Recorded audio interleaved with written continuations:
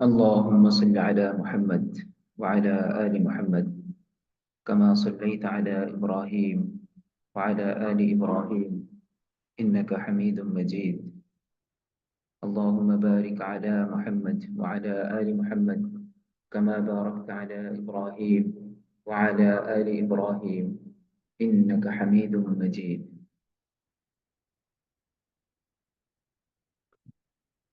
ربي زدني علما، ربي زدني علما، ربي زدني علما، رب يسر ولا تعسر وتمم بالخير، وبك نستعين يا مستعين. আলহামদুলিল্লাহ, প্রাথমিক দিন শিক্ষা কোর্সের আজ নবম দর্শ। ইতিমধ্যে আমরা 8টি দর্শ সম্পন্ন করেছি এবং এই সকল দর্শে আমরা শরিয়াতের সাথে, দ্বীনের সাথে সম্পৃক্ত কিছু বিধান, বিশেষ করে ঈমান সম্পর্কিত কিছু আলোচনা জেনেছি। এরপরে ঈমানের পরে সবচেয়ে গুরুত্বপূর্ণ যে আমলটি মানুষের জন্য আল্লাহ তাআলা রেখেছেন, যে বিধান রেখেছেন, সে বিধান সম্পর্কে আমরা মোটামুটি ধারণা গ্রহণ করেছি। প্রাথমিক কোর্স হিসেবে এরপরে শরীয়তের অন্যান্য হুকুম আহকামের দিকে না গিয়ে আমরা একজন মানুষ হিসেবে আমাদের জীবন ঘনিষ্ঠ কিছু বিষয় নিয়ে সামনের আলোচনাগুলো হবে ইনশাআল্লাহ। আজকের ক্লাসটি মূলত যে বিষয়টাকে সামনে রাখা হচ্ছে, আমি একজন মানুষ হিসেবে কেমন হওয়া উচিত, আমি একজন মানুষ হিসেবে আমার প্রতি শরীয়তের যে হুকুম রয়েছে, শুধুমাত্র ব্যক্তি, আমি একজন মানুষ, এই হিসাবে আমার সাথে আর কি কি বিষয় সম্পৃক্ত। দেখুন, আল্লাহ পাক রব্বুল আলামিন যেমন আমাদেরকে বিভিন্ন বিধান দিয়েছেন এবং সেগুলোর আজর বা সওয়াব বা প্রতিদান আল্লাহ তাআলা দিবেন বলেছেন, সেগুলো তখনই আমরা পাবো বা ওই সমস্ত বিষয়ের অধিকারী আমরা তখনই হব যখন আল্লাহ যেভাবে চেয়েছেন সেভাবে বিষয়গুলো আল্লাহ তাআলার কাছে পৌঁছে। আমি সালাত এর হুকুম পেয়েছি, সালাতের হুকুম জেনেছি এবং সালাত আদায় করছি, কিন্তু আমার দ্বারা হালাল খাবার, হালাল খাদ্য উপার্জন আমি করছি না, আমি এটার চেষ্টাও করছি না। তাহলে আল্লাহ তাআলা যে বলেছেন ইন্নাস সালাতা তানহা আনিল ফাহশাই ওয়াল মুনকার, যে মন্দ বিষয় থেকে এই সালাত আমাদেরকে ফিরিয়ে রাখবে, আসলে সেটা হচ্ছে না। কারণ হালাল খাদ্য গ্রহণ করা, হারাম থেকে বেঁচে চলা, এটা অত্যন্ত গুরুত্বপূর্ণ বিষয়। হারাম যে মন্দ বিষয়টা, এটা থেকে যদি আমি বাঁচতে না পারি তাহলে কেমন যেন আমার সালাত পরিপূর্ণ হচ্ছে না। তো এই জন্য আমাদের জীবনের সাথে সবচেয়ে বেশি সম্পৃক্ত, একদম আমার রূহ সৃষ্টি হওয়ার পর থেকেই আমাকে খাদ্য গ্রহণ করতে হচ্ছে। যতদিন মায়ের পেটে বা মাতৃগর্ভে আমাদের জীবন চলমান থাকে, সেই সময় আল্লাহ তাআলার পক্ষ থেকে বিশেষভাবে খাদ্যের ব্যবস্থা করা হচ্ছে। যখন দুনিয়াতে আমি আসছি, ভূমিষ্ঠ হচ্ছি, তখন আমার দায়িত্ব অন্যের উপরে দেয়া আছে, তিনি আমাকে খাদ্য দিবেন, আমার জন্য খাদ্য উপার্জন করবেন। এই দায়িত্বটা আমি একজন বাবা হিসেবে আমার সন্তানের কে যেই হালাল খাদ্য দেয়ার দায়িত্ব আল্লাহ আমাকে দিয়েছেন, এটা আমি কতটুকু পালন করছি। একইভাবে যখন আমি উপার্জনক্ষম হচ্ছি, তখন আমার দায়িত্ব আমি যেই খাদ্য গ্রহণ করব সেটা যেন হালাল হয়, এটা যেন কোনোভাবেই হারাম না হয়, এই দায়িত্বটুকু আমি কতটুকু গ্রহণ করছি। তো এজন্যই বলা হয় ইসলামে হালাল খাদ্যের অত্যন্ত গুরুত্ব। কেননা আল্লাহ তাআলা কোরআনের মধ্যে হুকুম দিয়েছেন, তিনি বলেছেন ইয়া আইয়ুহার রাসূল কুলু মিনাত তাইয়্যিবাতি ওয়া'মালু সালিহা। তিনি সরাসরি নবীদেরকে হুকুম করেছেন, নবীদেরকে সম্বোধন করে বলছেন কুলু মিনাত তাইয়্যিবাতি ওয়া'মালু সালিহা, তোমরা উত্তম থেকে উত্তম খাদ্য গ্রহণ করো, উত্তম খাদ্য সমূহ তোমরা গ্রহণ করো এবং তোমরা নেক আমল করো। কেমন যেন একটার সাথে একটা সম্পৃক্ত। উত্তম খাদ্য যদি গ্রহণ করো, এটাই তোমার নেক আমল, এবং এই শক্তিতে বা এই যে বিষয়টা, যে হুকুমটাকে তোমরা পালন করছো, এটা যেমন একদিক থেকে নেক আমল, একইভাবে অন্যান্য নেক আমল করার প্রতি এটা তোমাকে সাহায্য করবে। যেখানে নবীদেরকে এই হুকুম দিয়েছেন, সেখানে অবশ্যই আমি আপনি, আমরা যারা বান্দা বা নবীর উম্মত, আমাদের প্রতি এই হুকুম থাকবেই। কেননা আল্লাহ তাআলা নবীদেরকে মাসুম করেছেন। তারা কোনো গুনাহগার নন, তাদের দ্বারা কোনো গুনাহ সংঘটিত হয়নি। তাদেরকে আল্লাহ তাআলা পূর্ণ পরিচ্ছন্ন করে রেখেছেন। তাদের প্রতি যেহেতু হুকুম হলো তোমরা উত্তম খাদ্য পবিত্র বস্তু গ্রহণ করো, অবশ্যই আমি, আমরা যারা আল্লাহ তাআলার প্রেরিত বান্দা নই, বরং আল্লাহ তাআলার সৃষ্ট, তাদের প্রতি একই হুকুম থাকবে। একইভাবে মুমিনদের প্রতিও আল্লাহর বিশেষভাবে হুকুম আছেই, যেটা এখানে উল্লেখ আছে, ইয়া আইয়ুহাল্লাযীনা আমানু কুলু মিন তাইয়্যিবাতি মা রাযাকনাকুম। আমি তোমাদেরকে যে রিজিক দান করছি, আমি তোমাদেরকে যেই উপার্জনের সুযোগ দিচ্ছি, উপার্জনের শক্তি দিচ্ছি, সামর্থ্য দিচ্ছি, এই রিজিক থেকে, এই উপার্জন থেকে তোমরা হালাল খাদ্যকে গ্রহণ করো, হালালকে উপার্জন করো।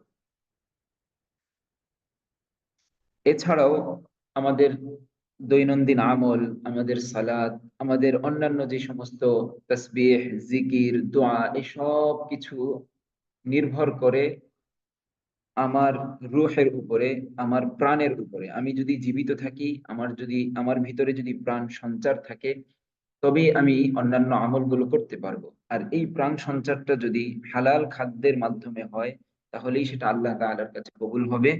যদি এখানে আমি হারাম খাদ্য গ্রহণ করে, হারাম ভক্ষণ করে শরীরে শক্তি অর্জন করি এবং সেটা দিয়ে আল্লাহ তাআলা হুকুমগুলোকে পালন করি, তাহলে আল্লাহর কাছে এটা গ্রহণযোগ্য হবে না। তো মুমিনদের প্রতি যে হুকুম এসেছে, একইভাবে আল্লাহ রসুল সাল্লাল্লাহু আলাইহি ওয়াসাল্লামেরও কথা, ইন্নাল্লাহা তাইয়্যিবুন, আল্লাহ নিজে পবিত্র, আল্লাহ পবিত্রতম, লা ইয়াকবালু ইল্লা তাইয়্যিবান। তিনি যেমন পবিত্র, তিনি তেমন পবিত্রকেই চান। এটা দুনিয়ার বিচারেও আমরা যদি দেখি, যে আমাদের মধ্যে বা দুনিয়ার দৃষ্টিকোণ থেকে আমাদের সাধারণ দৃষ্টিতে যে বড়, যে মহান, তার জন্য আমরা খুব সাধারণ মানের কোনো কিছু কখনো হাদিয়া নিয়ে যাই না। তার জন্য আমরা চেষ্টা করি উত্তম থেকে উত্তম বস্তুটা তার দিতে, উত্তম বস্তুটাকেই তার সামনে পেশ করতে। এখানে আমরা একটু চিন্তা করি যে তিনি একজন মানুষ, আমিও একজন মানুষ। আল্লাহ তাআলার সৃষ্টি হিসাবে আমরা দুইজন সমান, এবং দুনিয়ার বিচারে তিনি আমার চেয়ে কিছুটা উঁচু, বা আমার শিক্ষক, আমার মা বাবা, আমরা তাদের জন্য উত্তম থেকে উত্তম বস্তুটাকেই আহরণ করার চেষ্টা করি। যিনি রব্বুল আলামিন আমাকে, আপনাকে, আমাদের সকলকে সৃষ্টি করেছেন এবং আমাদেরকে চলার, বলার, করার শক্তি দিয়েছেন, তার কাছে কোনো কিছু পেশ করব আর সেটা উত্তম হবে না, অনুত্তম হবে, যেমন তেমন হবে, এটা আমি একজন মানুষ হিসেবেও আমি নিজের জন্য এটাকে পছন্দনীয় মনে করব না। সেখানে রব্বুল আলামিনের কাছে যেটা পেশ করছি, এটাকে কিভাবে আমরা মানে পছন্দ করতে পারি, যে এই ক্ষেত্রে আমি যে কোনো ভাবে আমল করলেই তো হলো, ফরজ আদায় হলেই তো হলো, কিভাবে দিতে পারি? তাহলে এটা আমাদের সাধারণ জ্ঞান থেকে দুনিয়ার বিচারেও বলে যে সম্মানিত ব্যক্তির কাছে কোনো কিছু পেশ করতে হলে সেটা উত্তম থেকে উত্তমটাকেই করা হয়। তো আল্লাহ রব্বুল আলামিন অবশ্যই সৃষ্টি জগতের মালিক, তিনি সর্বসম্মানিত। তার কাছে যেন আমরা উত্তম থেকে উত্তম আমলটাই পৌঁছানোর চেষ্টা করি, পেশ করার চেষ্টা করি। এছাড়াও একজন তাবিঈ ইউসুফ বিন আসবাদ রহিমাহুল্লাহ, তিনি বলেন, কোন যুবক যখন ইবাদত করতে শুরু করে, তখন ইবলিস তার শিষ্যদেরকে বলে, তোমরা গিয়ে দেখো তো সেই যুবক কি হালাল খাদ্য গ্রহণ করে না হারাম খাদ্য গ্রহণ করে। কারণ শয়তানকে আল্লাহ তাআলা সৃষ্টি করেছেন এবং তাকে ক্ষমতা দিয়েছেন, শক্তি দিয়েছেন মানব জাতিকে পথভ্রষ্ট করতে, মানব জাতিকে ভ্রষ্টতার দিকে ডাকতে, তাদেরকে ওয়াসওয়াসা দিয়ে, তাদেরকে কুমন্ত্রণা দিয়ে জাহান্নামী করতে। এটা তাদেরকে শক্তি দিয়েছেন, এবং তার বিপরীতে আল্লাহ মানব জাতির চিন্তা শক্তি দিয়েছেন, মানব জাতির মধ্যে ব্রেন দিয়েছেন, তাদেরকে চিন্তা করার সুযোগ দিয়েছেন, এবং তাদের কাছে বিভিন্ন নবী, বিভিন্ন শরিয়াতকে তাদের কাছে প্রেরণ করেছেন। অন্যান্য প্রাণী থেকে আল্লাহ তাআলা মানব জাতিকে শ্রেষ্ঠতম বানিয়েছেন। এই শ্রেষ্ঠত্বের প্রমাণই হবে এখানে যে অন্য প্রাণীকে কোনো কিছু ধোঁকা দেয় না, কিন্তু মানবকে ধোঁকা দেয়। মানব সেই ধোঁকা থেকে বেঁচে কিভাবে সঠিক পথে চলতে পারে, এই চিন্তা শক্তি তাকে দেয়া হয়েছে, এটাকে সে সঠিক পন্থায় ব্যবহার করছে কিনা, তবেই সে এতটা শ্রেষ্ঠ এবং ফেরেশতাদের চেয়েও উত্তম, ফেরেশতাদের চেয়েও শ্রেষ্ঠ। তাহলে ইবলিস আমাদের ক্ষতি করতেই থাকবে। তো ইবলিস যখন দেখে কোনো ব্যক্তি সে হারাম খাদ্য গ্রহণ করে, তখন তার দিকে যায় না, তাকে ধোঁকা দেওয়ার চেষ্টা করে না। কারণ সে তখন বলে দেয়, তোমরা তার পিছনে চেষ্টা করার কোনো প্রয়োজন নেই, তার ইবাদত তো সে নিজেই নষ্ট করার ব্যবস্থা করে রেখেছে। তো এভাবে আমাদের ইবাদত গুলো নষ্ট যেন না হয়ে যায়, নষ্ট যেন না হয়ে যায় সেটা অবশ্যই আমাদের লক্ষ্য রাখা উচিত। এ বিষয়ে আমরা খুব বেশি দৃষ্টি রাখবো, যেন যে কোনো ভাবে যে কোনো পন্থায় আমার উপার্জনটা সম্পূর্ণ হালাল হয়, আমি যেন হারাম উপার্জন না করি। আমাদের বর্তমান স্বাভাবিক লেনদেনের মধ্যে হারামকে এমন ভাবে ঢুকানো হয়েছে যে আমাদের অনেক ক্ষেত্রে চেষ্টা করা সত্ত্বেও হারাম থেকে বাঁচা সম্ভব না এমন মনে হয়। আবার কোনো কোনো ক্ষেত্রে মনে হয় যে হারাম থেকে বাঁচতে তো অনেক কঠিন, মানে হালালকে আমাদের জন্য কঠিন করে দেয়া হয়েছে, হারামকে সহজ করে দেয়া হয়েছে। আমরা চাইলেই হালাল হালালের উপরে পরিপূর্ণ চলতে পারি না, এটা অনেক কঠিন মনে হয়। অথচ হারাম আমাদের জন্য যে কোনো সময় যে কোনো মুহূর্তে যে কোনো পর্যায়ে আমাদের কাছে হারাম পৌঁছে যাচ্ছে। সাধারণ আমি মোবাইল রিচার্জ করব, সেখানেও আমাকে অফার দেয়া হচ্ছে, আপনি এত টাকা রিচার্জ করলে এতটুকু ক্যাশব্যাক পাবেন, এত টাকা রিচার্জ করলে এটা পাবেন। এটা মানে এই যে এইভাবে ক্যাশব্যাক ইত্যাদির মাধ্যমে আমাদেরকে বিভিন্ন ভাবে হারামের প্রতি উদ্বুদ্ধ করা হচ্ছে। হয়তো আমি আপনি একজন অন্যজনকে এই জাতীয় অফার করছি, কিন্তু আমরা জানি না যে আমার এতটুকু অফার বা এই জিনিসটা গ্রহণ করাটা আমার জন্য জায়েজ না, এটা আমাদের জন্য হালাল না, এটা হারাম। সেখানে 2 টাকার পরিমাণ হোক 5 টাকার পরিমাণ হোক, অতটুকুই আমার জন্য হারাম। তো এটা অবশ্য একটা দীর্ঘ আলোচনার বিষয়, যে আমাদের সাধারণ লেনদেনের মধ্যে কোন কোন বিষয়গুলো হারাম, কোন কোন বিষয়গুলো হালাল। সুদ, ঘুষ, তারপরে অন্যের মাল আত্মসাৎ করা, ইয়েতিমের মাল আত্মসাৎ করা, নিজের ভাই বোন ছোট ভাই বোনদেরকে বাবার সম্পদ থেকে বঞ্চিত করে নিজে বেশি নিয়ে নেয়া, এই সব বিষয়গুলোই হলো হারাম। সুদের অনেক পর্যায়ে রয়েছে। সাধারণ লেনদেনের মধ্যে একটু আমরা লক্ষ্য করার চেষ্টা করব যে মোবাইল ব্যাংকিং অথবা আমাদের সাধারণ যে ব্যাংকিং, এই জাতীয় ব্যাংকিং এর সাথে আমাদের সম্পর্ক হলো একজন ঋণ গ্রহীতা এবং ঋণদাতার সম্পর্ক। আমার আপনার একটা অ্যাকাউন্ট আছে, এর অর্থ হলো আমি ঋণদাতা। যেই কোম্পানি কিংবা যেই প্রতিষ্ঠান এই ঋণটাকে গ্রহণ করছে তারা হলো ঋণ গ্রহীতা। আর মূলনীতি হলো কোনো ঋণ গ্রহীতার কাছ থেকে ঋণদাতা ঋণের চেয়ে বেশি কোনো উপকার গ্রহণ করাটাকেই সুদ বলা হয়। এটা হলো একটা মূলনীতি। এই মূলনীতির আলোকে আমাদের আশপাশে ছোটখাটো অনেক বিষয় যেটা সুদের হয়ে যাচ্ছে। তো এই বিষয়টা অনেক গুরুত্বপূর্ণ, এবং এই এই জাতীয় বিষয় নিয়ে ইনশাআল্লাহ আমাদের এই একাডেমির বিভিন্ন কোর্স থাকবে আশা করছি। আমরা ইনশাআল্লাহ সেগুলোকে জানার চেষ্টা করব, জানার চেষ্টা করতে থাকা এবং সেগুলো থেকে বাঁচার চেষ্টা করা। আল্লাহ তাআলা এটুকুই যদি আমরা করতে পারি, আল্লাহর কাছে আমরা মাফ পাওয়ার আশা রাখতে পারি, কেননা আস-সা'য়ু মিন্না ওয়াল ইতমামু মিনাল্লাহ। চেষ্টাই বান্দা একমাত্র চেষ্টা করতে পারে, যেটাকে পূর্ণতা দিবেন আল্লাহ। তো এই ছিল মোটামুটি। হালাল খাদ্য আমাদের জন্য অত্যন্ত গুরুত্বপূর্ণ। হালাল খাদ্যের গ্রহণ করার অবশ্যই চেষ্টা করব, হারাম খাদ্য বর্জন করে হারাম থেকে বাঁচার যতটুকু কষ্ট হোক কষ্টকে মেনে নিয়ে হারাম থেকে বাঁচার সর্বদা চেষ্টা করব। দুনিয়ার জীবনে চলতে হয়তো একটু কষ্ট হবে, আমি একটু হারাম উপার্জন না করে শুধুমাত্র হালালের উপরে চলতে হয়তো সাধারণ দৃষ্টিতে আমার মনে হবে একটু কষ্ট, কিন্তু এটাকে যদি আমরা একটু ভাবি তাহলে দেখবে এটা খুবই হালকা। এতটুকু দুনিয়াবি কষ্টের বিনিময়ে আমি যদি জান্নাতের অফুরন্ত স্বাদ এবং অফুরন্ত নিয়ামত পেতে পারি, তাহলে এই কষ্টটা আমার কাছে কিছুই না। এরপরে আমাদের সাথে অনেক গুরুত্বপূর্ণ আরেকটা বিষয় হলো পর্দা, হিজাব। পর্দা এই বিষয়টা শুধুমাত্র নারীদের ক্ষেত্রেই নয়, পুরুষের ক্ষেত্রেও পর্দাটা অত্যন্ত গুরুত্বপূর্ণ। পর্দা এর অর্থ হলো কোনো কিছুর আবরণ। এই আবরণটা শরীয়ত নির্ধারিত, যে আবরণটা দেয়া হয়েছে এটাকেই আমাদের মেনটেন করা, এটাকেই আমাদের গ্রহণ করা, এটা হলো শরীয়তের হুকুম। কেননা সবচেয়ে বেশি আমাদের পর্দার ক্ষেত্রে ব্যবহার হয় চোখ, মানে পর্দা নষ্ট করে আমাদের চক্ষু। চক্ষু হলো এমন একটা অঙ্গ যেটা ক্যামেরার মতো, যে কোনো কিছুকে সে খুব দ্রুত গ্রহণ করে এবং সেটাকে ব্রেনের কাছে পাঠায়। এভাবে পুরা শরীরের বিভিন্ন অঙ্গ প্রত্যঙ্গে তার প্রভাব ছড়িয়ে পড়ে। আর শয়তানের প্রভাব সৃষ্টির অন্যতম প্রধান মাধ্যমই হলো এই দৃষ্টি, অন্যতম প্রধান পথই হলো এই চোখ। তো এই জন্য আমরা যদি আমাদের চোখের হেফাজত করতে না পারি, তাহলে আমাদের অন্যান্য অঙ্গকে এবং অন্যান্য আমলগুলোকে সঠিকভাবে পালন করা সম্ভব না। অন্যান্য অঙ্গকে পরিপূর্ণ শরীয়ত নির্ধারিত পথে রাখা এটা সম্ভব নয়। এই জন্য বুজুর্গানে কেরাম সবচেয়ে গুরুত্ব দেন এই দৃষ্টির হেফাজতকে। যে কোনো বড় আল্লাহর ওলির কাছে আপনি যাবেন, আপনি আপনার নিজের সম্পর্কে জানার চেষ্টা করবেন যে আমি ভালো হয়ে চলতে চাই, আমি মন্দ থেকে বাঁচতে চাই। সর্বপ্রথম আপনাকে এটাই বলবে যে তুমি তোমার দৃষ্টিকে হেফাজত করো। কেননা এই দৃষ্টি হলো আমাদের সব কিছুকে মেনটেন করে একরকম। এই ক্যামেরা দিয়ে আমরা কোনো কিছুকে গ্রহণ করছি এবং সেটা আমাদের ব্রেন সহ পুরো শরীরের বিভিন্ন জায়গায় ছড়িয়ে যাচ্ছে, এমনকি খাহেসাত পর্যন্ত তৈরি হচ্ছে। কথিত আছে যে দৃষ্টির গুনাহের কারণে, এটা কথিতই না শুধু, এটা অবশ্যই অভিজ্ঞদের মত, যে কুদৃষ্টির কারণে বা দৃষ্টির হেফাজত না করার কারণে আমাদের ব্রেনও লোপ পায়, আমাদের জেহেন শক্তি এটা অত্যন্ত লোপ পায়।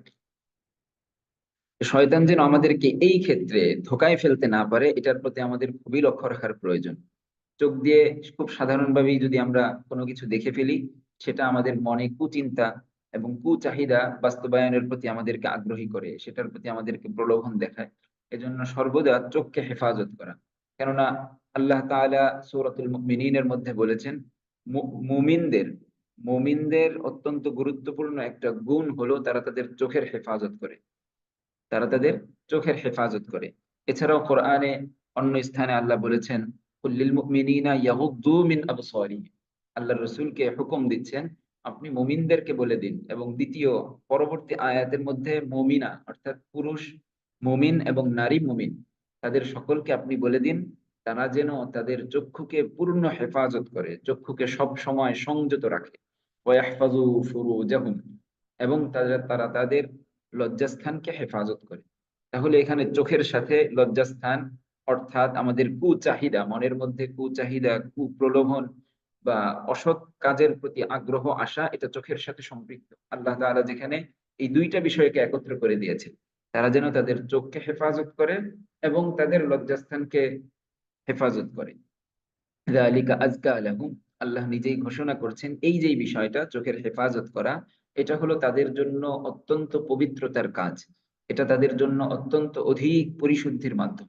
ইন্নাল্লাহা খাবীরুম বিমা ইয়াসনাউন, তারা যা কিছু করে এই সব কিছু সম্পর্কে আল্লাহ পূর্ণ অবগত।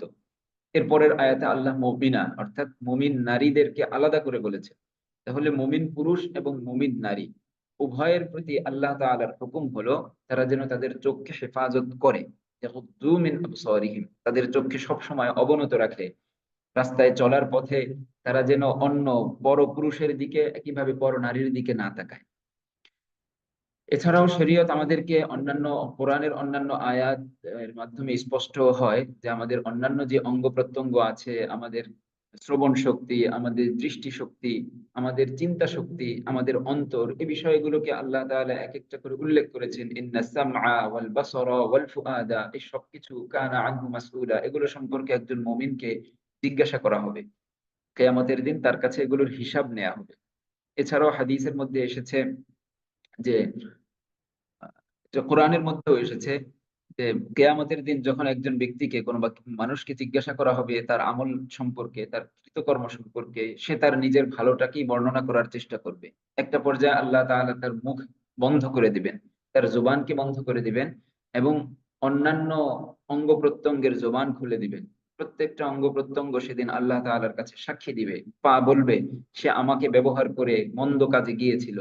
হাত বলবে এই হাত দিয়ে সে হারাম উপার্জন করেছিল, মন্দ কর্ম করেছিল। চোখ বলবে আমাকে ব্যবহার করে সে হারাম জিনিস দেখেছে, হারাম বস্তু দেখেছে। এভাবে একে একে প্রত্যেকটা অঙ্গ আল্লাহ তাআলার কাছে সাক্ষী দিবে। কোনোভাবেই আল্লাহ তাআলার কাছ থেকে আমাদের বাঁচার কোনো সুযোগ নেই। তো এই জন্য আমরা অত্যন্ত লক্ষ্য রাখবো, নিজেদের পর্দার বিষয়ে খুবই যত্নশীল হব। পর্দার ক্ষেত্রে আমাদের যে জিনিসটা আমাদের সামাজিক ভাবে নিজেদের ঘরোয়া পর্দা আমরা আমাদের মেনটেন হয় না। আমরা মনে করি আমার ঘরের আমার কাজিন যারা, আমার আত্মীয় যারা, এরা সবাই তো একই, না, যেখানে সেখানে আল্লাহ তাআলা স্পষ্টভাবে উল্লেখ করে দিয়েছেন যে পর্দা কোন কোন ব্যক্তির সাথে, পরিবারের মধ্যে কোন কোন ব্যক্তির সাথে তোমার দেখা দেয়া সুযোগ আছে, কোন কোন ব্যক্তির সাথে দেখা দেয়ার সুযোগ নেই। এটাকে যদি সহজ ভাষায় আমরা বলি, তাহলে এভাবে বলতে পারি যে একজন ব্যক্তির বাবা, মা, বাবার দিকে আমরা যদি যাই, একজন ব্যক্তির বাবার দিকেই আমাদের সাধারণত নসব যুক্ত হয়। আমরা আমাদের পিতৃ পরিচয়েই বড় হই। আমরা কখনোই মায়ের পরিচয় দিয়ে বড় হই না। কেননা পিতা হলেন মূল, এবং পিতার চেয়ে পিতা, তার পিতা, তার পিতা, এই বিষয়গুলো আমাদের মূল। আল্লাহ তাআলা মানব জাতিকে এই বিশেষত্ব দিয়েছেন যে তারা তাদের পিতৃ পরিচয় গ্রহণ করবে। প্রত্যেকের হুকুম আহকামের সাথে, এমনকি মিরাসের হুকুমের সাথেও পিতার সাথে সম্পর্ক বেশি। তো বাবার দিকে, বাবার ঊর্ধ্বস্তন এবং বাবার অধস্তন যিনি, এরা আমার জন্য দেখা দেয়া জায়েজ। এদের সাথে আমার জন্য দেখা দেয়া জায়েজ। যেমন বাবা, দাদা এবং তার উপরের দাদার দাদা, দাদার দাদা, উপরের দিকে যারা আছেন এদের সাথে দেখা দেয়া জায়েজ। একইভাবে বাবার সাথে একদম সম্পৃক্ত বাবার বোন, বাবার ভাই, অর্থাৎ চাচা এবং ফুফু, এরা হলেন বাবার সাথে রক্ত সম্পর্কিত আত্মীয়। এদের সাথে দেখা দেয়া জায়েজ। এছাড়া বাবার ভাই যিনি আমার চাচা, তার স্ত্রী, এই স্ত্রীর সাথে বাবার সাথে রক্তের সম্পর্ক নেই, অতএব একজন পুরুষের জন্য তার চাচির সাথে দেখা দেয়া জায়েজ নেই। একইভাবে একজন নারীর জন্য তার ফুফার সাথে দেখা দেয়া জায়েজ নেই, কেননা ফুফা, যিনি ফুফুর স্বামী, তিনি আমার বাবার সাথে রক্ত সম্পর্কিত নন। একইভাবে মায়ের দিকেও যদি আমরা তাকাই, তাহলে মায়ের সাথে রক্ত সম্পর্কিত এবং তার ঊর্ধ্বস্তন ও অধস্তন, এদের সাথে আমাদের দেখা দেওয়ার সুযোগ আছে। এটাকে আমরা এখানে উল্লেখ করে দেওয়া হয়েছে সূরাতুন নিসার মধ্যে। আল্লাহ তাআলা স্পষ্টভাবে বলেছেন, হুররিমাত আলাইকুম উম্মাহাতুকুম ওয়া বানাতুকুম ওয়া আখাওয়াতুকুম ওয়া আম্মাতুকুম। পূর্ণ আয়াতের মধ্যে আল্লাহ তাআলা এক একজন করে উল্লেখ করেছেন যে কে কে তোমাদের জন্য হারাম। হারাম অর্থ তাদের সাথে দেখা দেয়া জায়েজ, মানে বিবাহ হারাম। যার সাথে আমাদের দেখা দেয়ার সুযোগ আছে তার সাথে বিবাহ হারাম শরীয়তের দৃষ্টিতে। আর যার সাথে আমাদের দেখা দেয়ার সুযোগ নেই তার সাথে বিবাহ হালাল। তাকে যদি আমি বিবাহ করে স্ত্রী হিসাবে গ্রহণ করি, তখন সে আমার জন্য হালাল হবে। তো কোরআনের মধ্যে হুররিমাত শব্দ ব্যবহার করে তাদেরকে তোমাদের জন্য বিবাহ হারাম করে দেয়া হয়েছে, অর্থাৎ তাদের সাথে দেখা দেয়া তোমাদের জন্য জায়েজ। সেটাকে এখানে আমরা উল্লেখ করেছি যে পরিবারের মধ্যে পূর্ণাঙ্গ পর্দার বিধান বাস্তবায়ন করা এটা আমাদের জন্য অত্যন্ত গুরুত্বপূর্ণ। তারা কারা? নিজের স্ত্রী, মা, দাদি, বোন, ভাগ্নি, ভাতিজি, ফুফু, খালা, দুধমা, দুধবোন, শাশুড়ি, পালিত কন্যা, পুত্রবধূ, পিতার অন্য স্ত্রী, এই সকল নারীদের সাথে একজন পুরুষের ব্যবহার দেখা দেওয়ার সুযোগ আছে। এছাড়া যে বিষয়গুলো বললাম, চাচার বোন, আমি একজন পুরুষ, আমার সাথে আমার চাচাতো বোনের দেখা দেওয়ার সুযোগ নেই, কেননা চাচাতো বোনের সাথে আমার বাবার সরাসরি রক্তের সম্পর্ক না। বাবার সাথে সরাসরি রক্তের সম্পর্ক আমার চাচার। চাচাতো বোন, তিনি আমার বাবার সাথে সম্পৃক্ত না, কেননা ওই বোন শুধুমাত্র চাচার রক্ত থেকে আসেননি, চাচা এবং চাচির দুইজনের একত্র অবস্থা থেকে বোন এসেছে। তো স্বাভাবিকভাবে তিনি আমার বাবার সাথে সরাসরি রক্তের রক্ত সম্পর্কিত নন। একইভাবে মামাতো বোন, ফুফাতো বোন, ভাবি, ভাবি আমার ভাইয়ের স্ত্রী, তিনি আমার সাথে রক্ত সম্পর্কিত না। এই বিষয়গুলো এই এই কয়েকজনের সাথে সাধারণত আমাদের পারিবারিক একসাথে থাকার কারণে আমরা এটাকে গুরুত্ব দিই না, অথচ আল্লাহ তাআলা বলেন এটা হারাম, তাদের সাথে সাক্ষাৎ, দেখা, তাদের কি বলে আহ সরাসরি তাদের সাথে বিভিন্ন কমিউনিকেশন করা, এটাকে হারাম করা হয়েছে। হ্যাঁ, পর্দার আড়ালে একান্ত প্রয়োজনে বিভিন্ন জায়গায় জরুরতের ভিত্তিতে কথা বলা যেতে পারে, সেটা আলাদা হিসাব। এটা তো শুধুমাত্র ঘরোয়া বিষয় না, ঘরের বাইরেরও। এছাড়াও ঘরের মধ্যে ছাড়াও আমাদের পথে ঘাটে বিভিন্ন জায়গায় আমাদের কলিগ কিংবা দূর সম্পর্কিত বিভিন্ন ভাই বা বোনের সাথে আমাদের অনেক সময় কমিউনিকেশন করতে হয়। এটার ক্ষেত্রেও সম্পূর্ণ পর্দা মেনটেন করেই আমাদের করতে হয়। তো এই ছিল মোটামুটি পর্দার একটা বিষয়, যে বিষয়গুলো আমাদের সাথে সাধারণভাবে ঘটে এগুলোকে এখানে উল্লেখ করা হয়েছে। এছাড়া অন্যান্য আরো বিস্তারিত অনেক বিষয় থাকে, সেগুলোকে স্বাভাবিকভাবে প্রাথমিক এই আলোচনার মধ্যে আনা হয়নি। আমরা চেষ্টা করতে পারি এই বিষয়গুলোকে অন্তত মেনটেন করতে। এরপরে যদি আমাদের সুযোগ হয়, শরীয়তের অন্যান্য হুকুমগুলো জেনে ইনশাআল্লাহ সেটার উপর আমল করব। তো আল্লাহ তাআলা আমাদেরকে যে পর্দার বিধান দিয়েছেন, এই বিধানকে পরিপূর্ণভাবে রক্ষা করা। আজ দেখুন পর্দার বিধান রক্ষা পরিপূর্ণভাবে না করার কারণে আমাদের সমাজের মধ্যে বিভিন্ন অধঃপতন এসেছে। আমাদের সমাজে এখন কেমন যেন অনেকটা স্বাভাবিক হয়ে গেছে যে বিভিন্নভাবে ব্যভিচার ঘটছে, ইভটিজিং হচ্ছে, একে অন্যের সাথে জিনার মতো এত কি বলে মারাত্মক এবং খুবই আম যাদেরকে আল্লাহ তাআলা দুনিয়াতেই শরীয়তের দৃষ্টিতে যাদের জন্য শাস্তি নির্ধারণ করেছেন, যাদেরকে পাথর নিক্ষেপ করে হত্যা করো, এই জাতীয় জিনার মতো এত বড় গুনাহকে আমরা স্বাভাবিক মনে করছি অনেক ক্ষেত্রে। আমাদের সমাজে অহরহ ঘটছে। এটার একমাত্র কারণ হলো যে আমরা পর্দাকে মেইনটেইন করছি না। আমরা এই আমাদের সাথে সম্পৃক্ত যে ফরজ বিধানগুলো এগুলো আমরা জানিই না। তারপরে না আমার মানার বিষয়।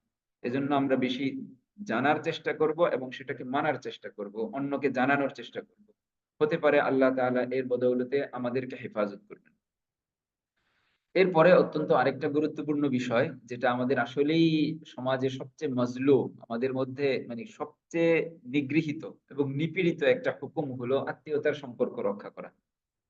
যেখানে আল্লাহ তাআলা আল্লাহর রাসূলের মাধ্যমে এটা আমাদেরকে একদম হাতে কলমে শিখিয়েছেন, করে, করে শিখিয়েছেন। যে আল্লাহর রাসূলের শুরুর অবস্থায় তিনি যখন একাই দ্বীনের দাওয়াত দিচ্ছেন, তার একদমই পিতৃপুরুষ, তার চাচারা তাকে হত্যা করার চেষ্টা করছে, হামলা করছে। এত কঠিন অবস্থায়ও আল্লাহর রাসূল একজন আত্মীয়কে কতটা রক মানে আত্মীয়তার সম্পর্ককে কতটা রক্ষা করার চেষ্টা করেছেন। এই বিষয়গুলো আমরা বিভিন্ন সময় শুনি, জানি। তো আমরা আমাদের সমাজে এবং আমাদের পরিবারের মধ্যে এটার খুবই অভাব যে আমরা আত্মীয়তার সম্পর্ককে রক্ষা করি না। সর্বোচ্চ এতটুকু করি, কোন আত্মীয় যদি আমার সাথে ভালো ঠিকঠাক সম্পর্ক রাখে, আমরা সেটার উত্তর দেই। সেটার তাকে যা দেয়ার চেষ্টা করি, তার সাথেও আমরা একটু যোগাযোগ করি। অথচ আত্মীয়তার সম্পর্ক রক্ষা করার অর্থ এটা নয় যে, যে আমার সাথে সম্পর্ক রাখছে তার সাথে আমি রাখি। বরং যে আমার সাথে সম্পর্ক ছিন্ন করছে, যে আমার সাথে সম্পর্ক ভালো রাখছে না, তার সাথে আমি সম্পর্ক ধরে রাখি। তার সাথে আমি উত্তম থেকে উত্তম আচরণ করি। এটার মাধ্যমেই আত্মীয়তার সম্পর্ককে রক্ষা করা হবে। শব্দটা এখানে রক্ষা করা, এটাও লক্ষ্য রাখতে হবে। যে আত্মীয়তার সম্পর্ককে রক্ষা করতে হবে। যেটা রক্ষা করা সম্ভব নয়। অপর পক্ষ থেকে এমন কোন আচরণ বা এমন কোন কাজ হচ্ছে যেটার দ্বারা তার সাথে সম্পর্ক রাখা সম্ভব নয়, সেটাকে যদি রক্ষা করি, তবেই আমি এই শরীয়তের হুকুমটাকে পরিপূর্ণ পালন করলাম। আমরা নিজেদের মধ্যে এতটা এখন ব্যস্ত হয়ে যাই যে সকাল থেকে সন্ধ্যা আমি আমার পরিবারকেই সময় দেওয়ার সুযোগ পাই না। আমাদের সন্তানরা বড় হয় কাজের মেয়ের হাতে। আমাদের সন্তানরা আ কি বলে লালিত পালিত হয় অন্যের হাতে। অথচ আমি তার বাবা, আমি তার মা হয়ে আমি তাকে পূর্ণ সময় দিতে পারছি না। এই দুনিয়ার এই ব্যস্ততা এটা আমাদের জন্য যেমন একদিক থেকে ভালো নিয়ে আসছে, একইভাবে আমাদের জন্য মন্দত্বকেও নিয়ে আসছে। এটার ক্ষতিস্বরূপ আমরা যেটা দেখি, খুব অল্প বয়সে একটা সময় যখন আমি দুর্বল হয়ে যাই, আমার যখন নিজের চলার এবং নিজের উপার্জনের শক্তি থাকে না, তখন আমার এই সন্তানটি আমাকে আমার সেবা করতে চায় না। তখন সে বিভিন্ন অন্যের হাতে দিয়ে দেয়, অন্যের কাছে তুলে দেয়। এটা তো আমিই তাকে শিখিয়েছি। আমিই তো তাকে প্রতিপালিত করেছি অন্যের হাতে। তাহলে সে কি শিখবে আমার কাছ থেকে? সে লালন-পালন করা, মাতা-পিতার সেবা করা এটা তো শিখেইনি। সন্তানকে আমরা এতটা যত্ন করার সুযোগ পাই না। অথচ এটা খুবই জরুরি। আত্মীয়তার সম্পর্ক যেমন দূরের আত্মীয়দের ক্ষেত্রে বলা হয়েছে, একইভাবে নিজের ঘরে নিজের স্ত্রীকে সময় দেয়ার সুযোগ আমাদের অনেক সময় হয় না। নিজের স্বামীকে সময় দেওয়ার সুযোগ হয় না। আল্লাহ তাআলা আমাদেরকে আমাদের দুনিয়ার চলাকে সহজ করুন এবং এই বিষয়গুলোকে খুব বেশি গুরুত্ব দেওয়ার চেষ্টা করার তৌফিক দান করুন। এটাকে খুবই লক্ষ্য রাখার প্রয়োজন যে আমরা আমাদের আত্মীয়তার সম্পর্ক এবং নিজের ঘরের সাথে উত্তম সম্পর্ককে আমরা রক্ষা করছি না। কোরআনের মধ্যে এই বিষয়ে আল্লাহ তাআলা তো সুস্পষ্ট ভাষায় বলেছেন, এমন ব্যক্তি অভিশপ্ত যে তার আত্মীয়তার সম্পর্ককে ছিন্ন করে এবং তাদের সাথে যথাযোগ্য সম্পর্ক বজায় রাখে না, যোগাযোগ রক্ষা করে না। এটাকে হারাম বলা হয়েছে এবং অভিশপ্ত বলা হয়েছে। খোদা তাআলা বলেন, "ফাহাল আসাইতুম ইন তাওয়াল্লাইতুম আন তুফসিদু ফিল আরদি।" তোমরা যদি কর্তৃত্ব পাও, তোমাদেরকে যদি ক্ষমতা দিয়ে দেয়া হয়, তাহলে কি তোমরা জমিনে বিপর্যয় সৃষ্টি করবে এবং আত্মীয়তার সম্পর্ক ছিন্ন করবে? দেখুন, দুনিয়ায় বিপর্যয় সৃষ্টি করা এটা কত মহা একটা কঠিন কাজ। এটার সাথে আল্লাহ তাআলা তুকাত্তিউ আরহামাকুম ওয়াও এর মাধ্যমে তুকাত্তিউ আরহামাকুম, আত্মীয়তার সম্পর্ককে ছিন্ন করাটাকে একত্র করেছেন। এটা কোরআনের বালাগাত, কোরআনের অলংকার, যে ওয়াওয়ের মাধ্যমে একটা বিষয়ের সাথে যখন অন্য একটা বিষয়কে যুক্ত করা হয়, এই দুইটাকে একই মানের ধরা হয়। তাহলে তুফসিদু ফিল আরদি, জমিনায় মানে আল্লাহর জমিনে বিপর্যয় সৃষ্টি করা আর আত্মীয়তার সম্পর্ক ছিন্ন করা কেমন যেন একই রকম, কাছাকাছি। এটাকে আল্লাহ একই সাথে উল্লেখ করেছেন।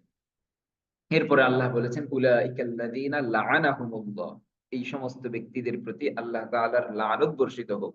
নাউযুবিল্লাহ, আল্লাহ আমাদেরকে হেফাজত করুন। ফাআসাম্মাহুম ওয়া আমা আবসারহুম, এমনকি এটাও বলে দিয়েছেন যে আল্লাহ তাদেরকে বধির করে দিয়েছেন। আল্লাহ তাদেরকে, আসম্ম শব্দের অর্থ হলো বধির, তারা কোনো কিছুই শুনে না। এটাকে ব্যাখ্যায় আনা হয়েছে বাদর বানিয়ে দিয়েছেন। ওয়া আমা আবসারহুম, এবং তাদের দৃষ্টিশক্তিকে অন্ধ করে দিয়েছেন। তো এই যে বিষয়টা, এটা খুবই গুরুত্বের সাথে আমাদের দেখা উচিত। আত্মীয়তার সম্পর্ক আমাদের অবশ্যই ধরে রাখা উচিত। যে আমার সাথে ভালো সম্পর্ক রাখছে তার সাথে তো অবশ্যই হাল জাযাউল ইহসানি ইল্লাল ইহসান।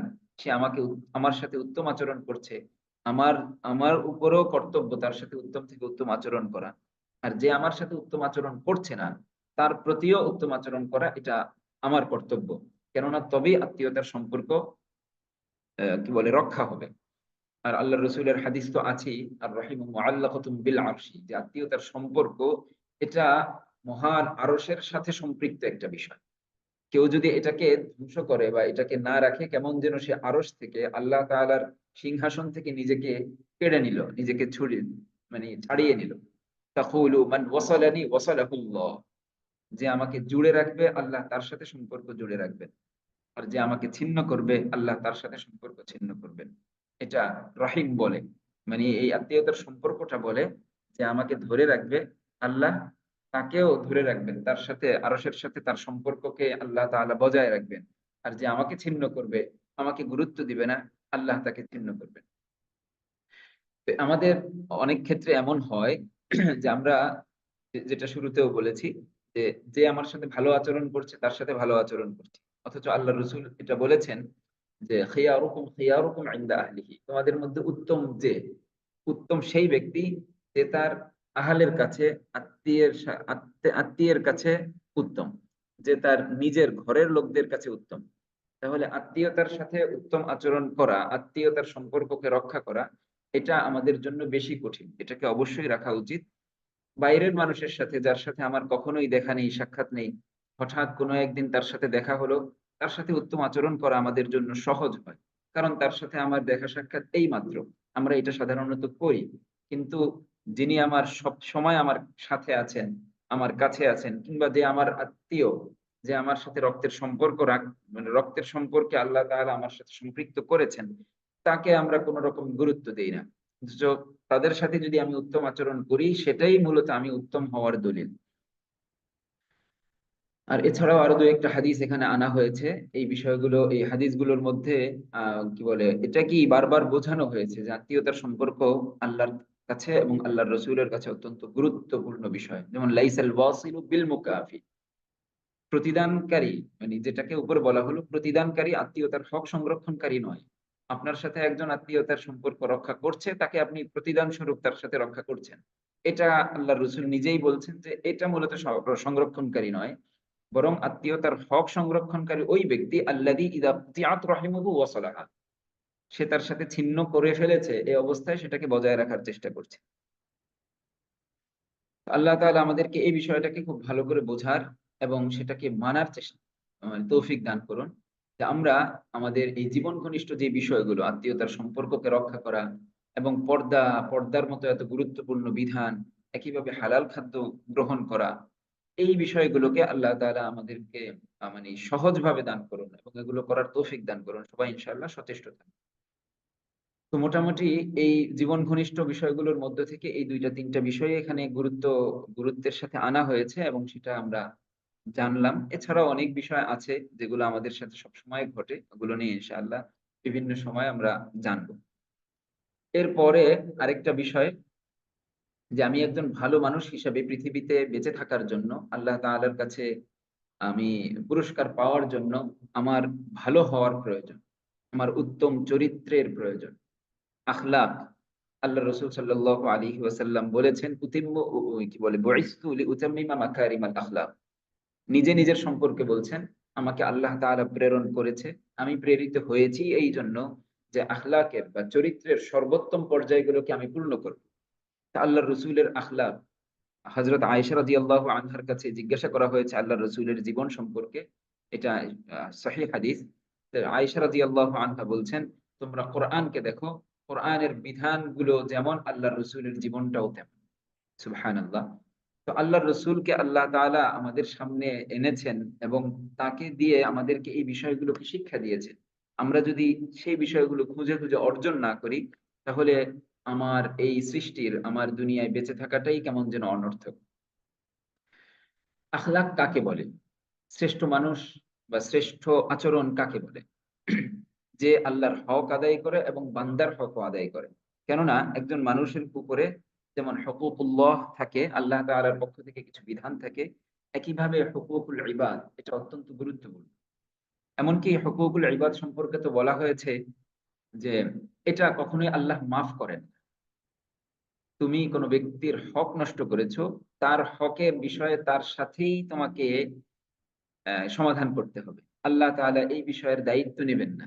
আল্লাহ তার নিজের হককে মাফ করে দিতে পারেন, কিন্তু কোনো একজন বান্দার হককে যদি কেউ নষ্ট করে, তার সাথে উত্তম আচরণ না করে, তাহলে এটা আল্লাহ তাআলা কখনোই নিজের পক্ষ থেকে মাফ করবেন না। এইজন্য আমাদের এই বিষয়ের দিকে লক্ষ্য রাখা উচিত যে আমি উত্তম আচরণকারী কিনা। আমার আচরণে আমার পার্শ্ববর্তী ভাই, আমার আত্মীয় কিংবা অনাত্মীয় কেউ কোনো কষ্ট পাচ্ছে কিনা। আমার আচরণ যত সুন্দর হবে, যত মধুর হবে, আল্লাহ তাআলা আমাকে আমার আমলের মধ্যে তত বেশি জান দিবেন, তত বেশি আমাকে ভালো কাজের প্রতি আগ্রহ দিবেন। ইসলাম এটা সুন্দর ধর্ম। হাদিসে হাদিসেরই অংশ, আল্লাহু জামিলুন ইউহিব্বুল জামাল। আল্লাহ নিজে কি বলে, সুন্দর, সুন্দর, সৌন্দর্যকে তিনি নিজে পছন্দ করেন।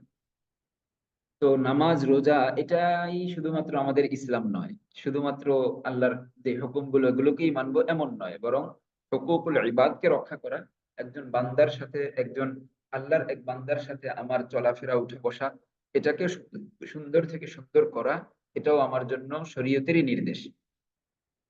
কোনো ব্যক্তি নামাজি, রোজাদার, কিন্তু তার যদি আচরণ ভালো না থাকে, তার যদি চরিত্র ভালো না থাকে, তার যদি কমিউনিকেশন গুলো সুন্দর না হয়, তার আশপাশের মানুষ যদি তার প্রতি সন্তুষ্ট না থাকে, তাহলে কোনোভাবেই আমরা তাকে একজন ভালো মানুষ হিসাবে স্বীকৃতি দেই না। সমাজ তাকে ভালো মানুষ বলে না। অনেকের ক্ষেত্রে এমন শোনা যায়, হ্যাঁ তিনি তো হজ করে এসেছেন, তিনি ৫ ওয়াক্ত নামাজ পড়ছেন, কিন্তু মানুষটা ভালো না। কেন? কারণ আমাদের বিবেক তাকে ভালো মানুষ বলে স্বীকৃতি দেয় না। তার কাজগুলোকে ভালো বলে, হ্যাঁ যেটা করছে সে ভালো কাজ করছে, কিন্তু সে মানুষ ভালো না, কারণ তার আচরণ সুন্দর না।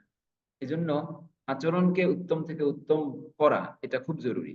আব্দুল্লাহ ইবনে মুবারক রাহিমাহুল্লাহ বলেন, উত্তম চরিত্র কি? উত্তম চরিত্রের সংজ্ঞা তিনি দিয়েছেন এভাবে, যে হাসি খুশি চেহারা থাকবে এবং সবার সাথে খুব বিনয়ের সাথে নম্র আচরণ করবে, যে কাউকে কষ্ট দেয়া থেকে সর্বদা বিরত থাকবে, তবেই সে উত্তম চরিত্রের অধিকারী।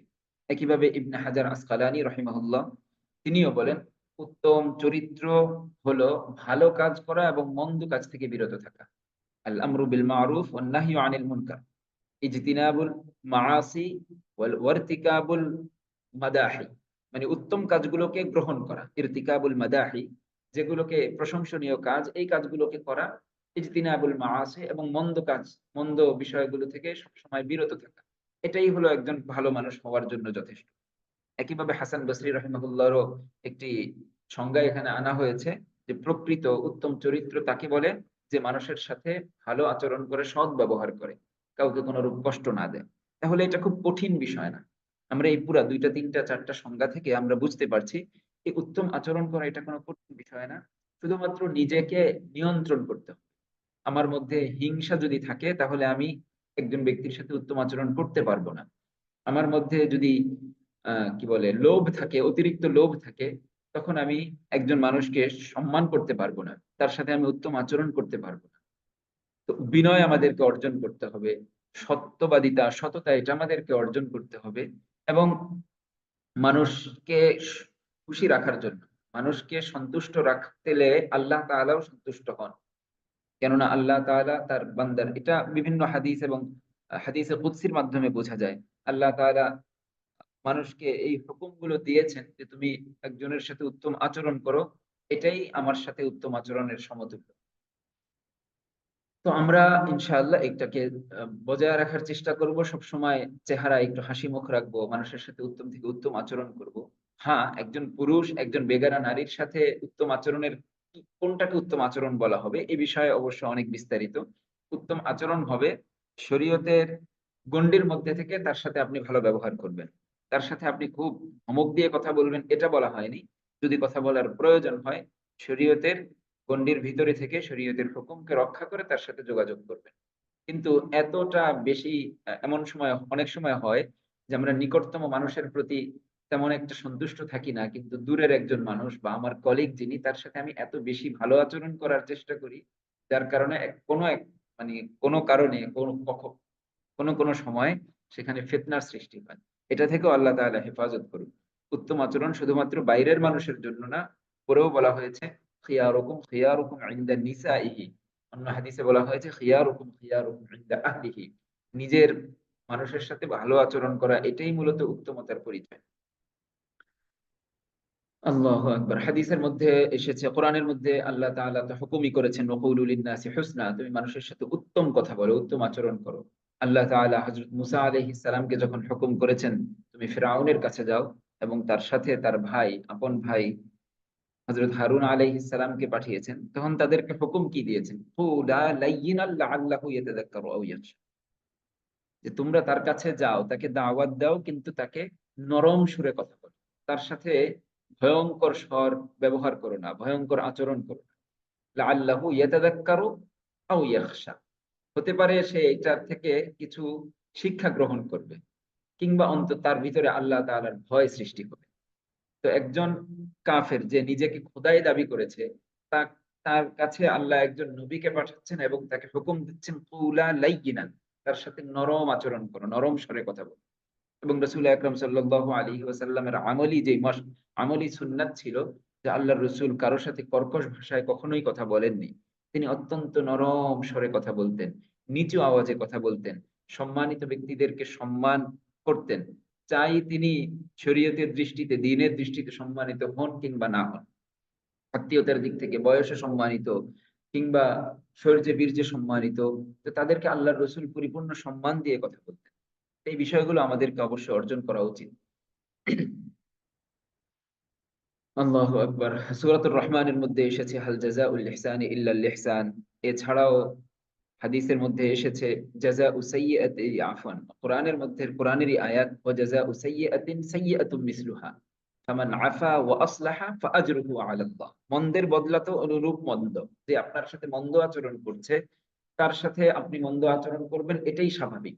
কিন্তু মান আফা, যে ব্যক্তি তাকে ক্ষমা করে দিল, ওয়া আসলাহা এবং নিজেকে সে সংশোধন করে নিল, ফাআজরুহু আলাল্লাহ, আল্লাহ নিজে বলছেন তার প্রতিদান আমার উপরে বর্তাবে, আমি তার প্রতিদান দেব। ইন্নাহু লা ইউহিব্বুজ জালিমিন, কেননা আল্লাহ জালিমদেরকে পছন্দ করেন না। তাহলে এখানে বলে দেওয়া হচ্ছে জাযাউ সাইয়্যাতিন সাইয়্যাতুন বিমিসলিহা, যে কেউ আপনার সাথে মন্দ আচরণ করেছে তার সাথে আপনি মন্দ আচরণ করবেন, এটাই তার যাজা।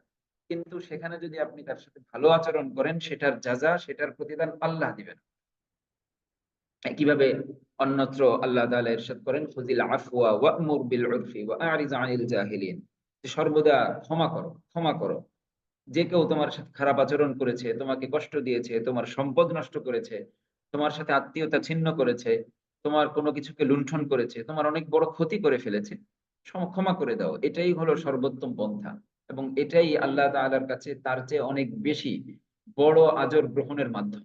খুযিল আফওয়া ওয়া'মুর বিল উরফি, এবং সৎ কাজের আদেশ করো। ওয়া আ'রিজ আনিল জাহিলিন, বলে দেয়া হয়েছে জাহিলদের থেকে উপেক্ষা করো। জাহিল বলে কোরআনে কাকে উদ্দেশ্য করেছে সেটা এখানে আলোচনায় না এনে আমরা যদি এভাবে ব্যাখ্যা করি যে যে ব্যক্তি উত্তম আচরণ বলে কিছু জানেই না, তার সাথে আপনি যদি সবসময় উত্তম আচরণ করতে চান, তো সবসময় তার কাছে আপনি কি বলে অপমানিত হতে পারেন। তো ঠিক আছে, তার সাথে উত্তম আচরণ এভাবে করো, আরিজ আনিল জাহিলিন, তাদের থেকে বেঁচে থাকার চেষ্টা করো।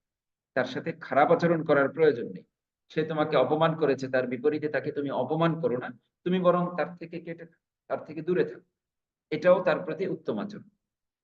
এছাড়াও কোরআনের মধ্যে তো সূরা মায়েদার মধ্যে এসেছেই যে একজন তোমাকে কষ্ট দিয়েছে, তোমাকে ক্ষতি করেছে, সেটার প্রতিদান, সেটার মানে কি বলে, ওইটার যা হলো তার ওই পর্যায়ের ক্ষতি করা, ওই পর্যায়ের ক্ষতি করা। যেমন আল আইনু বিল আইনি ওয়াল আনফু বিল আনফি ওয়াল উযুনু বিল উযুনি, এভাবে আল্লাহ তাআলা এক একটা আয়াতকে উল্লেখ করেছেন, মানে এক একটা শব্দকে উল্লেখ করেছেন।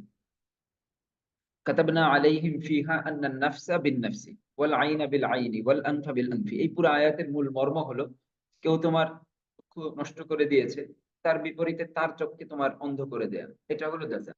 কেউ তোমার দাঁত ভেঙে ফেলেছে, এর বিপরীতে তুমি তার দাঁত ভেঙে দাও। কেউ তোমার কান কেটে ফেলেছে, তুমি তার কান কেটে দাও। কেউ তোমার নাক ভেঙে ফেলেছে, তুমি তার নাক ভেঙে দাও। কিন্তু কিন্তু যাজা তখন হবে যখন ঠিক বরাবর পর্যায়ের, তোমার যেই দাঁতের যেইখানে যতটুকু ব্যথা দিয়ে তোমাকে ভাঙা হয়েছে, মারা হয়েছে, ততটুকু যদি করতে পারো তাহলে এটা হবে যাজা। কিন্তু সেটা যদি তুমি না করো, সেটা যদি তুমি না করে সেখান থেকে ফিরে আসো, তাকে ক্ষমা করে দাও, তাহলে এর যাজা আল্লাহ তোমাকে দেবে। তাহলে এই বিষয়গুলো আমাদেরকে খুব লক্ষ্য রাখা প্রয়োজন, যে কেউ আমার সাথে মন্দ আচরণ করেছে, তার সাথে তো আমি মন্দ আচরণ করলে এটা এটা হবে তার প্রতিদান দেয়া। কিন্তু আমি যদি তার সাথে এর বিপরীতে ভালো আচরণ করি, তখন হবে আল্লাহর কাছে আমি এর প্রতিদান পাবো, এর যোগ্য আমি হয়ে যাব। তো আল্লাহ তাআলা যদি আমাকে প্রতিদান দেন, তাহলে তিনি তো আমার দিকে তাকিয়ে দিবেন না, তিনি তার শান মোতাবেক দিবেন। তিনি যেই পর্যায়ের প্রধানমন্ত্রী যখন কোনো ব্যক্তিকে কোনো কিছু গিফট করে, কখনোই ওই ব্যক্তি অনুযায়ী তো দেয় না। প্রধানমন্ত্রী বলে কথা না, মানে বড় কেউ, সম্মানিত যারা, তারা নিজের শান অনুযায়ী, নিজে মানে এখানে আমি দিচ্ছি বা আমার পক্ষ থেকে যাচ্ছে, এটাকে কিভাবে দেয়া যায় এভাবেই লক্ষ্য করা হয়। তো আল্লাহ তাআলাও যদি আমাদেরকে প্রতিদান দেন, আল্লাহর কাছ থেকে যদি আমরা প্রতিদান পাওয়ার চেষ্টা করি, তো সেটা ইনশাআল্লাহ আল্লাহ তাআলার শান অনুযায়ী আমরা পাবো। আল্লাহ সেটা আমাদেরকে পাওয়ার তৌফিক দান করেন। এছাড়াও উত্তম আচরণ সম্পর্কে হাদিসের মধ্যে একাধিক জায়গায় এসেছে। একটা হাদিসের মধ্যে তো আছে যে সুইলা রাসূলুল্লাহ সাল্লাল্লাহু আলাইহি ওয়াসাল্লাম আন আকসারি মা ইউদখিলুন নাস আল জান্নাহ, যে আল্লাহ রাসূলকে প্রশ্ন করা হয়েছে ওই বিষয় সম্পর্কে যে বিষয়টা মানুষকে অধিকাংশ মানুষকে জান্নাতে প্রবেশ করাবে। আন আকসারি মা ইউদখিলুল জান্নাহ। তখন আল্লাহ রাসূল বলছেন তাকওয়াল্লাহি ওয়া হুসনুল খুলুক। তাকওয়াল্লাহি ওয়া হুসনুল খুলুক, যে অধিক পরিমাণে মানুষকে জান্নাতে প্রবেশ করাবে সেই আমলটা হলো আল্লাহর ভয়, আল্লাহর তাকওয়া এবং উত্তম আচরণ। এক কথায়।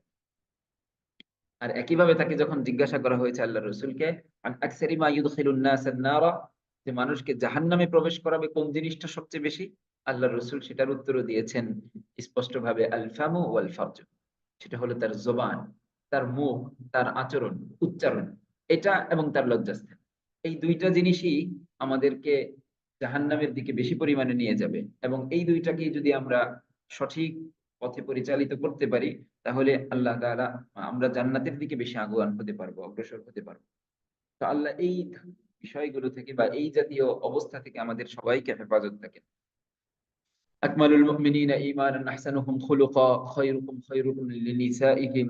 এছাড়াও ইন্নাল মুমিনা লা ইউদরিকু বিহুসনি খুলুকিহি দারাজাতাস সাইমিল কাইম, এই হাদিসগুলোকে এখানে অনুবাদ করে দেয়া হয়েছে। এগুলোর মাধ্যমে আমরা উত্তম আচরণের গুরুত্ব, উত্তম আচরণের ফজিলত সম্পর্কে বুঝতে পারি।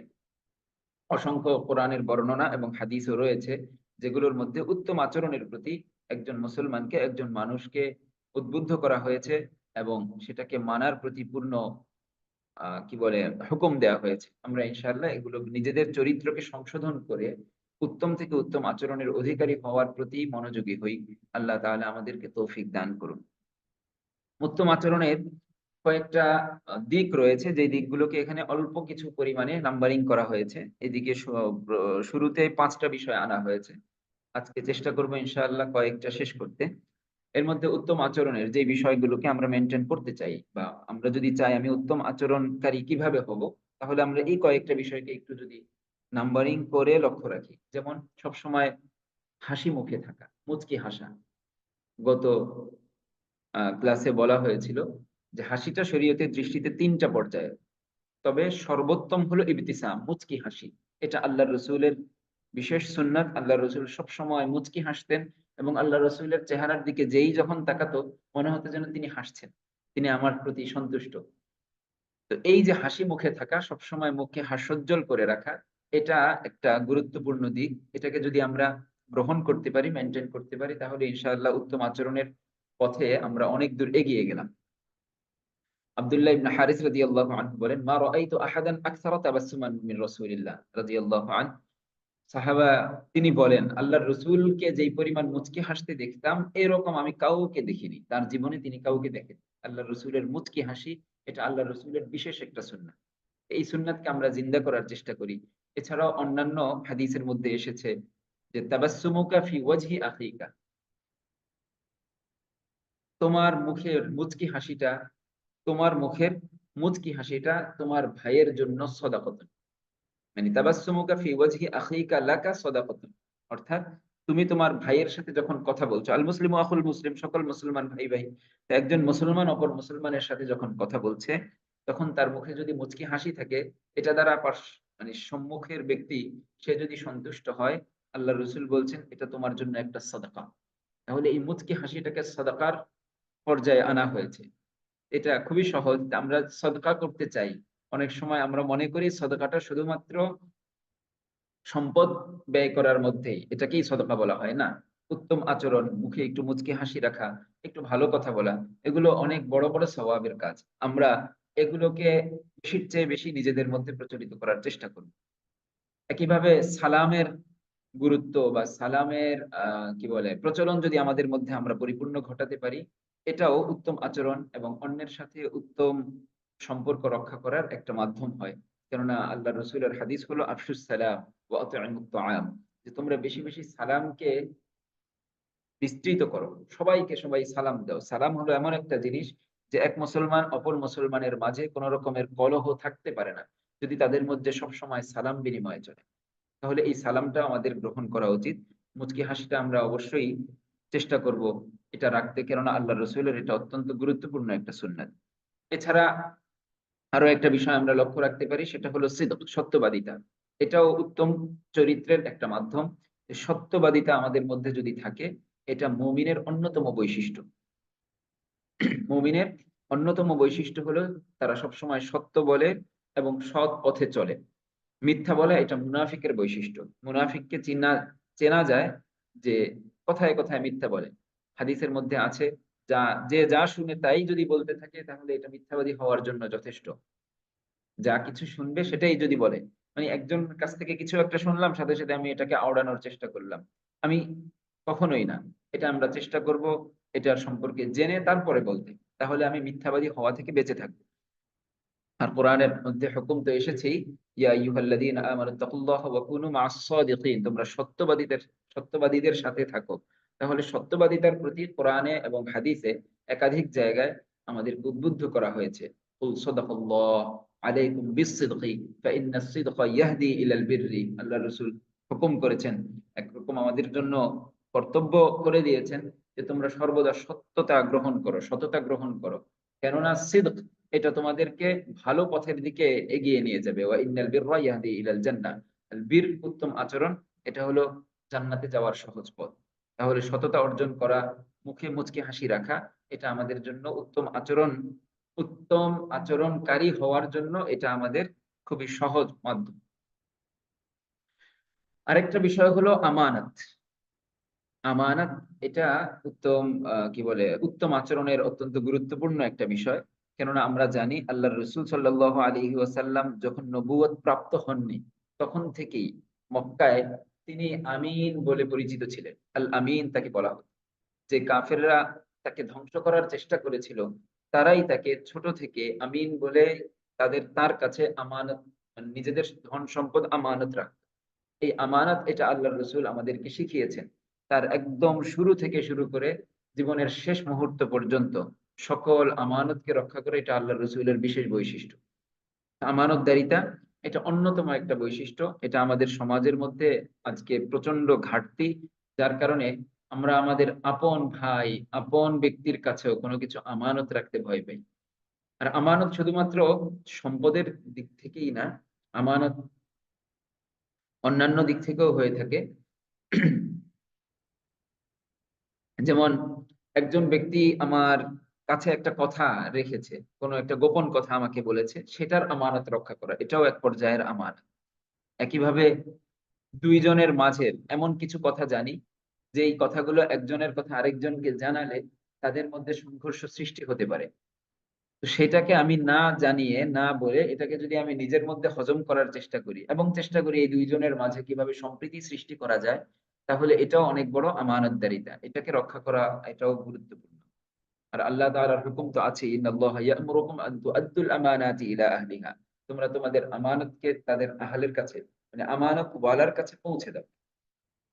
একইভাবে আ আ কি বলে, পিতার ইন্তেকালের পরে বড় ভাইয়ের উপরে আমানত, সে তার অন্যান্য ভাইয়ের কাছে, অন্যান্য আত্মীয়দের কাছে পিতার মিরাজকে পৌঁছে দেয়। এই জায়গাটাও আমানতের প্রচন্ড ঘাটতি আমাদের মধ্যে লক্ষ্য করা যায়। তো ঝগড়া করা, ফাসাদ, মারামারি এই বিষয়গুলো, এগুলো আমানতকে আমরা রক্ষা না করার কারণে হয়। নিজেদের মধ্যে মিল মহাব্বত সৃষ্টি না থাকার কারণে, মিল মহাব্বত না থাকার কারণেই মূলত এই কাজগুলো আমাদের হয়ে থাকে। আমরা এখন কাউকে বিশ্বাস করি না। সমাজে এখন বিশ্বাসী বলতে কেউ নেই। বন্ধু বলতে কেউ নেই। কেমন যেন সবাইকেই শত্রু মনে হয়। এজন্য আমরা অনেক ক্ষেত্রে দেখি আমরা আমাদের সম্পদকে ব্যাংকে বিভিন্ন জায়গায় রক্ষিত রাখার চেষ্টা করি। কারণ আমানতের ঘাটতি এত বেশি পরিমাণে। তো যেহেতু আল্লাহ তাআলার হুকুম আমানতকে রক্ষা করা, এটা ইনশাআল্লাহ আমরা চেষ্টা করব এবং এটা অত্যন্ত গুরুত্বপূর্ণ একটা বিষয়, অত্যন্ত গুরুত্বপূর্ণ আমল। আল্লাহ তাআলার অন্যান্য কি বলে, কোরআনের অন্যান্য আয়াতগুলোকে এখানে উল্লেখ করা হয়েছে। আল্লাযীনা হুম লিআমানাতিহিম ওয়া আহদিহিম রাউন।